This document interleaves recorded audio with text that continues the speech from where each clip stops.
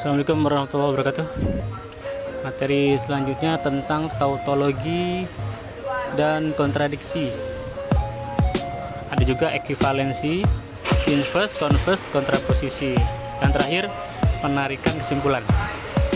Tautologi dan kontradiksi. Apa sih tautologi? Tautologi itu pernyataan majemuk yang selalu bernilai benar untuk semua kemungkinan nilai kebenaran komponen-komponennya. Jadi kesimpulannya benar semua untuk segala kemungkinan-kemungkinannya. Kalau kontradiksi kebalikannya, dia bernilai selalu salah. Itu ya. Jadi kalau ada yang semuanya B, tabel kebenaran semuanya B, itu tautologi. Sedangkan kalau tabel kebenarannya itu S semua, itu kontradiksi.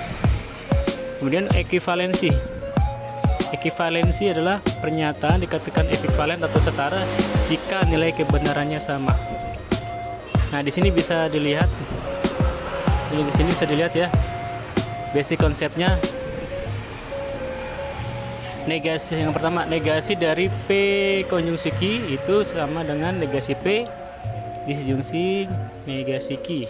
Yang kedua, kebalikannya, negasi dari disjungsi. Jadi menjadi negasi P konjungsi negasi Q. Kemudian untuk yang ketiga, negasi dari implikasi yang ini ya, yaitu menjadi P konjungsi negasi Q.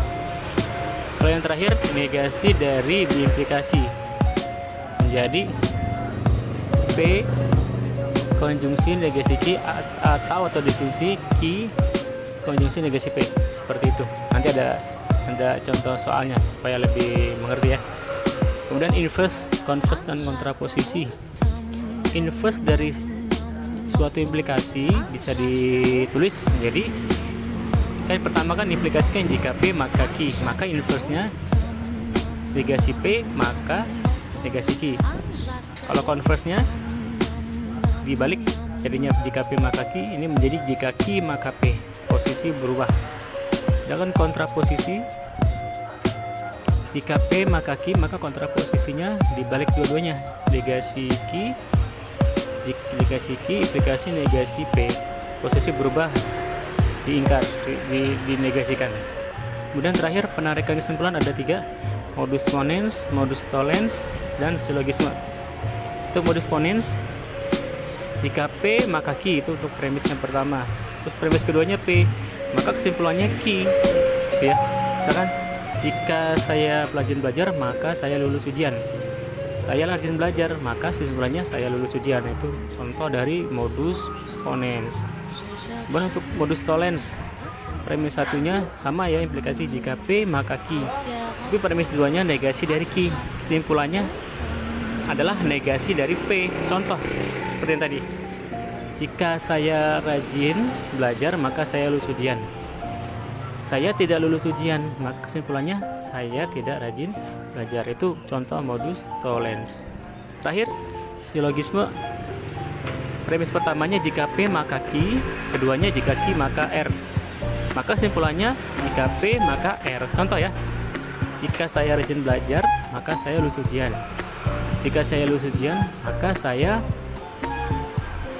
diterima di sekolah favorit. Jadi jika saya rajin belajar maka saya diterima di sekolah favorit. Atau yang lain, jika hari hujan maka jalanan becek. Yang kedua, jika jalanan becek maka orang-orang jarang yang lewat. Maka kesimpulannya jika hari hujan maka jarang orang-orang yang lewat. Seperti itu ya.